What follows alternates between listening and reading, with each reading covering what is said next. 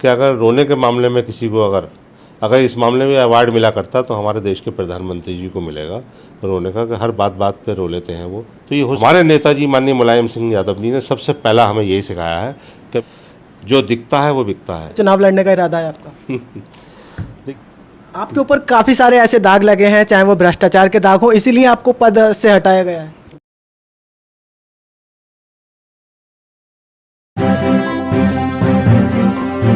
Media voice, आपकी आवाज। स्वागत है, मैं हूं आपके साथ अल्फराज शेख। इस वक्त हमारे साथ एक ऐसे शख्स हैं जो लगातार काफ़ी सारे वीडियो में वायरल हो चुके हैं। हम बात कर रहे हैं समाजवादी पार्टी के नेता फिरोज खान साहब से। सर, बहुत बहुत स्वागत है आपका मीडिया वॉइस में। शुक्रिया। इन दिनों देश के प्रधानमंत्री की वीडियो भी बहुत ज़्यादा वायरल हो रही है, जिसमें वो बहुत ज़्यादा भावुक हैं, रोते हुए दिखाई दे रहे हैं जनता के लिए, कि जनता इतना परेशान है और उसी को लेकर वो भावुक हो रहे हैं। और मैं ये सवाल आपसे इसीलिए कर रहा हूँ क्योंकि कुछ टाइम पहले भी आपने ऐसे ही आंसू बहाए थे, कुछ इसी तरीके से आप भी वायरल हुए थे। जिस तरीके से आप वायरल हुए थे उसी तरीके से प्रधानमंत्री भी हमारे भावुक हुए हैं। क्या लगता है सर, सिर्फ ये मीडिया मेन स्ट्रीम में आने के लिए प्रधानमंत्री ने किया है, जो इस बार फिर से वोट बैंक बटोर सके वो? देखिए, जहाँ तक मेरा आपने सवाल किया भावुक होने का, तो वो 2 अक्टूबर का दिन था। वो 2 अक्टूबर का दिन जब तक आप और हम जिएंगे जब तक याद रहेगा, क्योंकि 2 अक्टूबर ऐसा दिन है जब राष्ट्रपिता बापू महात्मा गांधी जी ने देश आज़ाद करा के हमको सौंपा था। तो मैंने उनकी प्रतिमा पे 2 अक्टूबर को इसलिए मैं भावुक हुआ था कि मुझे वो दिन याद आए थे, क्योंकि मैं तो मौजूद उस वक्त नहीं था। लेकिन लोग जो कहते हैं, जो आज जिस देश को हम हरा भरा हमने बचपन गुजार के जवान हुए देखा है, तो मैंने ये कहा था, जो बाबू आपने देश को खुशहाली के रास्ते पे लाके हमको सपुर्द करके गए थे, छोड़ के गए थे देशवासियों को, आज वो देश उस परिस्थिति से गुजर रहा है जो आपको भी उम्मीद नहीं थी। तो इसलिए मुझे रोना आया था। वो बात गलत नहीं थी, मेरे करोड़ों लोगों ने उसको पसंद किया था। मैंने बापू को याद इसलिए किया था। और जहाँ तक हमारे देश के प्रधानमंत्री जी का सवाल है, तो पहली दफ़े प्रधानमंत्री बने थे तो शायद इसलिए एक वो खुशी के आंसू थे, या हो सकता है कोई ऐसा मामला हो उसके आंसू रहे हों।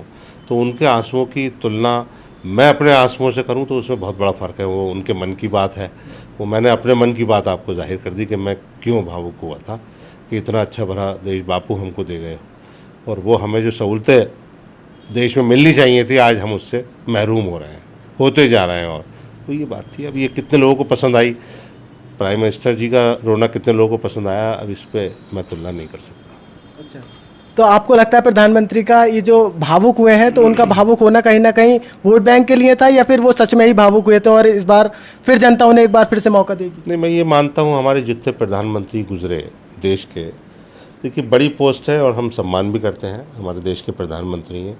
लेकिन इतना ज़रूर कहूँगा मैं कि अगर रोने के मामले में किसी को अगर इस मामले में अवार्ड मिला करता तो हमारे देश के प्रधानमंत्री जी को मिलेगा रोने का, कि हर बात पे रो लेते हैं वो। तो ये हो सकता है कि वो मन भर आता हो उनका, खुश मिजाज दिल के आदमी हैं, और वो कोई भी खुशी या कोई भी गम हो उसको सहन नहीं कर पाते, उन्हें रोना आ जाता है। तो ये होता है बहुत से लोगों में ये बात कि वो बहुत दयालु दिल के होते हैं, एकदम उन्हें रोना आ जाता है। एक बात करेंगे, समाजवादी पार्टी के आप नेता हैं। समाजवादी पार्टी के कद्दावर नेता आज़म खान की तबीयत बहुत ज़्यादा नासाज है। आपके बहुत ज़्यादा करीबी हैं आपके दोस्त आज़म खान। तो समाजवादी पार्टी किस तरीके से देख रही है आज़म खान की बीमार होना और जेल से उन्हें अस्पताल में रेफ़र कराना? आपकी बातचीत हुई उनके परिवार वालों से? करोड़ों लोग चाहने वाले हैं देश में आज, मैं ये मानता हूँ, और ये भी सारे लोग जानते हैं, पूरा देश जानता है, पूरा प्रदेश जानता है कि बदले की भावना से अकारण बेबुनियादी मुकदमे उनके ऊपर लगा के उनको जेल भेजा गया है प्रतिद्वंद्विता के तहत। सारे लोग जानते हैं, इसमें कोई मुझे सफाई देने की ज़रूरत नहीं है। और रही बात उनके स्वास्थ्य की देखभाल की, तो मैं ये मानता हूँ कि जेल से लेकर के जब से वो गए हैं उनके साथ ज़्यादती होती चली आई है।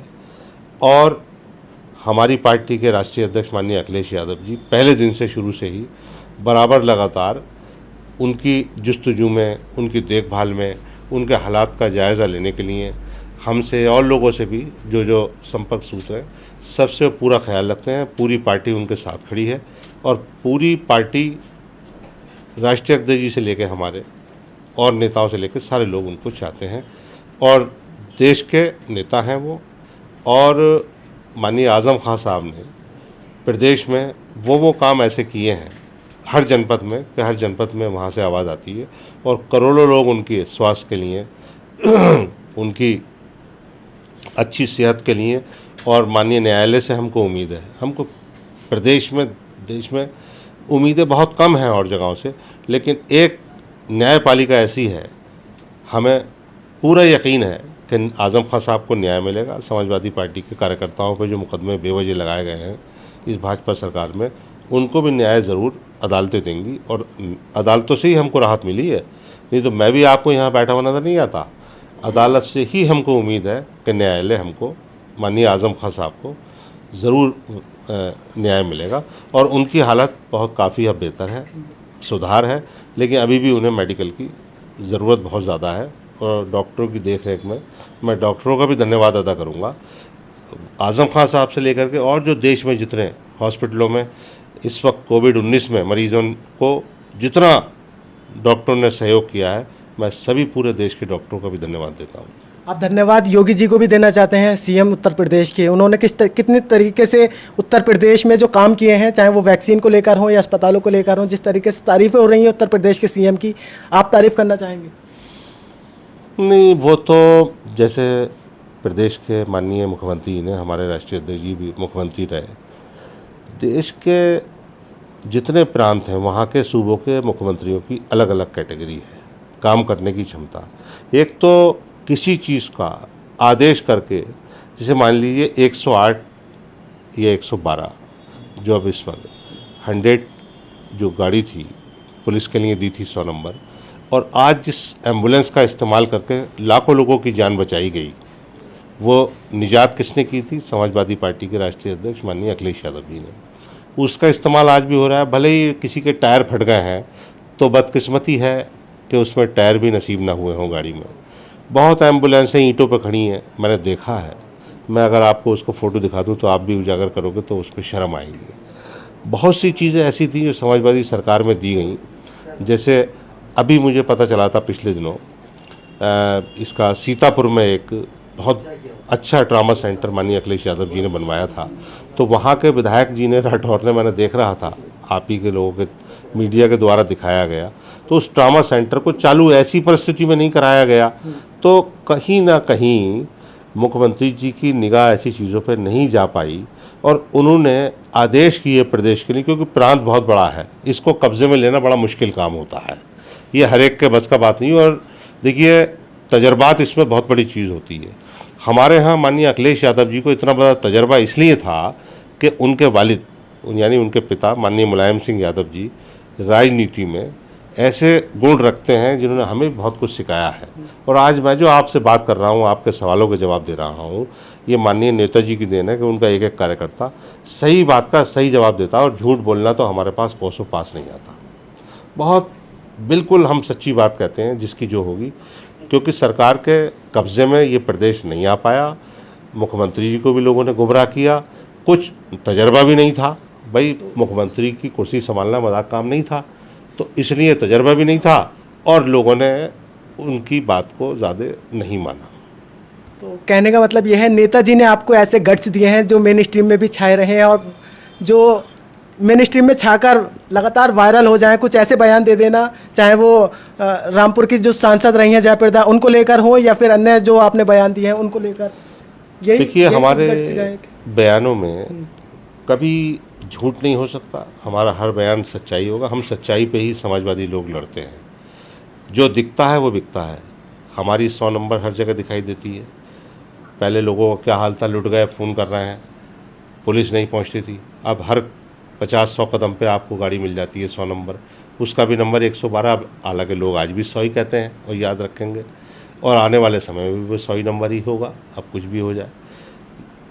भाई, अगर किसी का वालिद है और वो वालिद के नाम से कोई आदमी कोई चीज़ बना ले, उसका नाम चेंज कर दो कि वालिद का नाम तो वही रहेगा उसका।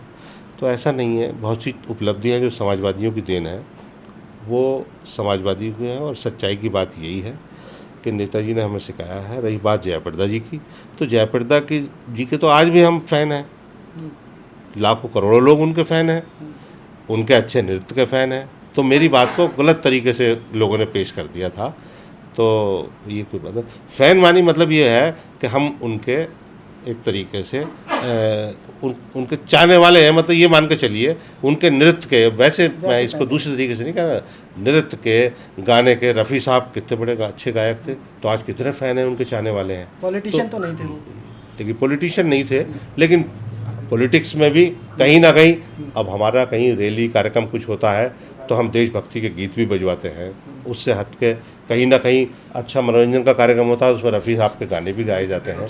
तो ये सारी चीज़ें एक माहौल से मुताल्लिक है, जो हमारे देश की अच्छी परंपरा में ये, क्योंकि हमारा देश जो है इसीलिए तो अच्छा जाना जाता है दुनिया में, सारे मुल्कों में। भारत जो है, हिंदुस्तान, ये क्यों? क्योंकि हरा भरा ये सारे फूलों से मिलकर गुलदस्ता बना हुआ है। अच्छा, सीएम योगी की एक वीडियो लगातार वायरल हो रही है जिसमें सीएम साहब कहीं प्रेस कॉन्फ्रेंस कर रहे हैं। प्रेस कॉन्फ्रेंस में एक पत्रकार उन्हें आवाज़ देते हैं कि साहब हमारी भी सुन लो, लेकिन सीएम साहब ऐसे ही चले जाते हैं। क्या लगता है सीएम साहब जनता की नहीं सुनना चाहते? जो पत्रकार सवाल कर रहे हैं उनकी नहीं चाहते हैं, सिर्फ अपने भाषण दिए और चले गए? ये प्रेस कॉन्फ्रेंस होगी? देखो, ऐसा है कि भारतीय जनता पार्टी ने ये सोचा नहीं था कि जनता उनको बहुमत दे रही है और जनता की कसौटी पे भारतीय जनता पार्टी खरी उतर आएगी। कहीं ना कहीं उनके विधायक इतने लापरवाह थे कि क्षेत्र की जनता ने चुन के भेज दिया उनको, और उन्होंने पलट के ही नहीं देखा कि क्या काम होना है। तो जनता विश्वास पे चुन के भेजती है, जनता को भरोसा होता है कि हमारा जनप्रतिनिधि काम करेगा। तो ऐसी परिस्थिति में सरकार का बहुमत आ जाना और उसको फिर चलाना, ये बहुत बड़ी टेढ़ी खीर होता है। भारतीय जनता पार्टी के लोगों पे भरोसा किया था, लेकिन जनता का जैसे आप आज देख रहे हैं, त्राई त्राई मची पड़ी है। कब्रिस्तान, शमशान, ये सारी चीज़ें जो हैं ये बड़ी लंबी कड़ी हो गई है। अब जो लोगों का दर्द अगर किसी से सड़क पर रोक के आप बात करोगे तो वो आपको बात बात में सुनाएगा, पहले रोने लगेगा, बहुत रोएगा, क्योंकि किसी ने अपना बेटा, अपना बाप, अपना भाई, अपना शौहर हैं, किसी न कहीं ना कहीं खोया है। तो इसलिए आज ये प्रदेश के लोग, जनता, कहीं दवाई से, कहीं बेड ना मिलने से, कहीं ऑक्सीजन ना मिलने से, इस कोविड के महामारी में इतनी दुखी हो गई है। कहीं कहीं ऐसा रो रहा है कि जब उसको गंगा में दिखाया कि लाशें बह रही हैं तो किसी ने ये भी सोचा है कि कहीं इसमें मेरा रिश्तेदार ना बह गया हो। तो लोगों के दिलों में बड़ी जो उम्मीदें थीं आज वो बिल्कुल पलट गई हैं। अब आने वाला समय ही बताएगा कि इस जनता क्या रूप लेगी। समाजवादी पार्टी आज भी जनता की सेवा कर रही है। राष्ट्रीय अध्यक्ष जी बराबर हमसे कह रहे हैं कि आप लोगों की खिदमत कीजिए। पिछले लॉकडाउन में भी हमने लोगों को, गरीबों को जा के फ़ोन कर के पूछ के हमारे नेताओं ने सबने मदद की। समाजवादी पार्टी के राष्ट्रीय अध्यक्ष आपसे ज़रूर कर रहे हैं, कार्यकर्ताओं से ज़रूर कर रहे हैं कि ज़मीनी स्तर पर काम करें। वो कितना ज़मीनी स्तर पर काम कर रहे हैं? सिर्फ ट्विटर पर ही काम करना राजनीति को आगे बढ़ाएगा कि ज़मीनी स्तर पर को अखिलेश यादव को उतरना चाहिए?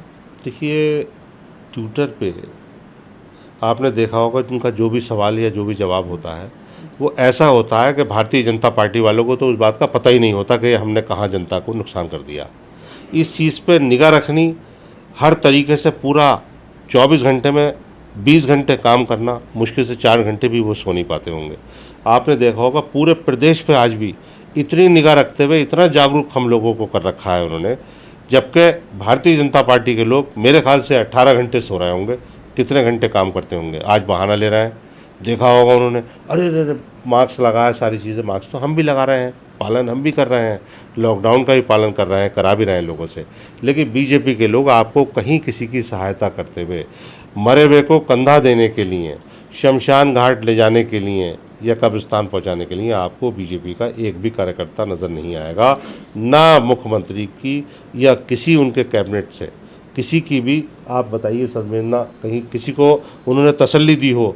किसी मृतकों को, शिक्षकों का मामला आया, 3 दर्शा रहे हो। कितने सैकड़ों लोगों की ड्यूटी आपने चुनाव में लगाई, शिक्षकों की, जो शिक्षक इतनी सम्मानित पोस्ट होती है हमारे, कह दिया ना बाद में बच्चों को। पहले क्यों नहीं कह रहे थे? जब उधम मचाया, शोर मचा, राष्ट्रीय अध्यक्ष जी हमारे बोले, जब हमने देखा अपने जनपद में मेरे 2-3 शिक्षक मारे गए, जब ये आवाज़ उठी, नहीं तो भारतीय जनता पार्टी इस मुद्दे को दबाना चाहती थी, नहीं देना चाहते थे वो मुआवजा तो ये किसी को देने ही नहीं चाहते। कभी इन्होंने किसान का साथ नहीं दिया। कितने किसान सैकड़ों मर गए आज भी। कल काला दिवस था, किसी ने सुध ली? कोई भारतीय जनता पार्टी का आया निकल के? किसान जबकि कितनी कल इनकी तलाश में रहे, लाठी लिए भी घूम रहे थे, कोई भारतीय जनता पार्टी का दिखाई दिया? तो आज ये तो नौयत आ गई है कि गांव से होके नहीं गुजर सकते ये लोग। और आज समाजवादियों का कितना सम्मान लोग ग्रामीण क्षेत्र के कर रहे हैं, शहर में तारीफ हो रही है, चर्चा हो रही है। अच्छा, आप संभल से आते हैं, संभल की राजनीति पर हम बात कर लें। क्या लगता है इस बार आप इतने ज़्यादा एक्टिव संभल में दिखाई दे रहे हैं, संभल में चुनाव लड़ने का इरादा है आपका? देखिए, एक्टिविटीज़ तो आपने मुझसे शुरू में जब क्वेश्चन किया था उससे पहले ही कहा था आपने, तो ये सक्रिय रहना ये मेरे सच्चे सिपाही होने का सबूत है कि मैं समाजवादी पार्टी का सच्चा सिपाही और कार्यकर्ता हूँ। मैं चाहता हूँ कि अपने कार्यकर्ताओं को, अपने साथियों को इतना जागरूक रखूँ कि विपक्षी जितने भी और मोर्चे हैं, पार्टियाँ हैं, वो ये माने कि हाँ, समाजवादी पार्टी के साथी कार्यकर्ता कुछ कर सकते हैं। इसलिए क्योंकि जनता, चाहे क्षेत्र के लोग हों, संभल लोकसभा हो, विधानसभा संभल हो, ये बार बार जो चुन के समाजवादियों को भेजती है यहाँ से। देखिए, लोकसभा में कितने भारी तादाद में, मैं समझता हूँ कि उत्तर प्रदेश की कोई सीट क्या, जितनी सीटें आई थी, बसपा हमारा गठबंधन का सहयोगी दल था, हमारी पार्टी के जितने सांसद जीते हों, तो देखिए आप संभल लोकसभा कितने अच्छे अंतर से जीती, डॉक्टर पर साहब कितनी भारी बहुमत से जीती। विकास क्या हुआ फिर? देखिए, विकास का जहाँ तक सवाल था, विकास तो इस 2017 से अब 2022 के चुनाव तक आप देखेंगे कि जो सामान था वो भी यहाँ से उखड़ के हट के चला गया। जो समाजवादी पार्टी की सरकार में संभल को मिला था, जो दिया था, उसको भी बीजेपी के लोगों ने हटाने की पूरी यहाँ से कोशिश की। यूँ कि यहाँ पे जब कोई फैसिलिटी नहीं होगी, हम ये प्रचार करेंगे ये काम अब हम कराएंगे, क्योंकि अब लोगों ने ये भी देख लिया, क्योंकि भाजपा की सरकार में काम तो कुछ हो नहीं पाया। जो काम था वो समाजवादी पार्टी की सरकार की देन था। मेरा सवाल ये था, आप चुनाव लड़ेंगे या नहीं लड़ेंगे? देखिए, चुनाव लड़ने का जिम्मा, ख्वाहिश तो हर आदमी अपने दिल में रखता है, लेकिन चुनाव लड़ना जो तय होता है वो पार्टी के हाईकमान की तरफ से होता है। ख्वाहिश सारे लोग रखते हैं, मैं नहीं, एक आम कार्यकर्ता भी रखता होगा। मुझको तो 20 साल हो गए राजनीति में, 9 साल समाजवादी पार्टी का अध्यक्ष रह लिया, पश्चिम उत्तर प्रदेश का पहला अध्यक्ष हूँ जो 9 साल मुस्तकिल कार्यकाल जिसका रहा हो। और आज भी आपके सामने लोग पद हट जाता है, विधायक नहीं रह पाते या सांसद नहीं होते, तो जनता से कुछ लोग अलग हो जाते हैं। आपके ऊपर काफ़ी सारे ऐसे दाग लगे हैं, चाहे वो भ्रष्टाचार के दाग हो, इसीलिए आपको पद से हटाया गया है? नहीं, देखिए, भ्रष्टाचारों से ना तो टिकट कटा करते हैं, ना भ्रष्टाचार के आरोप से पद हटा करते हैं। भ्रष्टाचार जो है एक आरोप जिसको कहना चाहिए होता है आलोचना। तो हमारे नेताजी माननीय मुलायम सिंह यादव जी ने सबसे पहला हमें यही सिखाया है, कभी आलोचना से मत घबराना, कि जब जब तुम्हारी आलोचना होने लगेगी तो ये समझ लेना कि तुमसे तुम्हारी ताकत को बढ़ता हुआ देख के, तुम्हारे बढ़ते कदमों को देख के तुम्हारे विरोधी तुमसे जलने लगे हैं, और वहाँ से आलोचना की पैदाइश शुरू हो जाती है।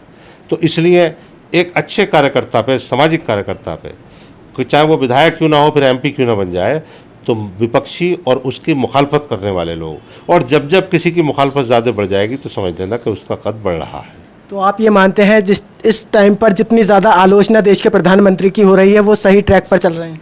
देखिए, आलोचनाओं का भी प्रकार है, आलोचनाओं का भी प्रकार है। जो प्रकार, जिस तरीके की आलोचना ने आपने मुझसे सवाल किया था, उस आलोचना में और माननीय प्रधानमंत्री की आलोचना में फ़र्क है। क्योंकि मैं सिर्फ, आप डिस्ट्रिक्ट की बात कर रहे थे तो मैं डिस्ट्रिक्ट की आलोचना तक अपनी बात मैंने की थी कि जो कार्यकर्ता की किसी की आलोचना लोकल लेवल पे होती है तो उससे विरोधी वहाँ के जलने लगते हैं। ये देश का मामला है, देश संभालने के लिए जनता ने इतना बड़ा विश्वास किया था, इतना बड़ा बहुमत भारतीय जनता पार्टी को दिया था, तो उनकी उतनी बड़ी आलोचना उस लेवल पे हो रही है कि जो सहूलतें देने का, जिस विश्वास पे, जिस देश पे एक गरीब आदमी कि मैं इस देश में तरक्की करूँगा, इस देश का किसान जो सोचता था कि डीजल जब बीजेपी की सरकार आई तो 55 रुपये था तो 45 हो जाएगा, बच्चे की फ़ीस जो मेरी स्कूल में 500 रुपये जाती थी, ये सरकार आने के बाद में इस गरीब की फ़ीस 300 रुपये कर देगी। ये जो और जितनी चीज़ें हैं, ये इलेक्ट्रॉनिक चीज़ें हैं, जो रोज़मर्रा के इस्तेमाल की चीज़ें हैं, साबुन, तेल, घी, दाल, इस पर अंकुश लग के ये कहीं ना कहीं हमको सस्ता मिलेगा, तो वहाँ से बात शुरू होकर वहीं ख़त्म होगी प्रधानमंत्री जी की, क्योंकि देश का मामला है। बहुत बहुत शुक्रिया हमसे बात करने के लिए। हमारे साथ थे समाजवादी पार्टी के नेता फिरोज़ खान साहब। आप देख रहे थे मीडिया वॉइस। इस पूरे इंटरव्यू में आपकी क्या कुछ राय है हमें कमेंट करके ज़रूर बताइए। आप देख रहे थे मीडिया वॉइस। शुक्रिया।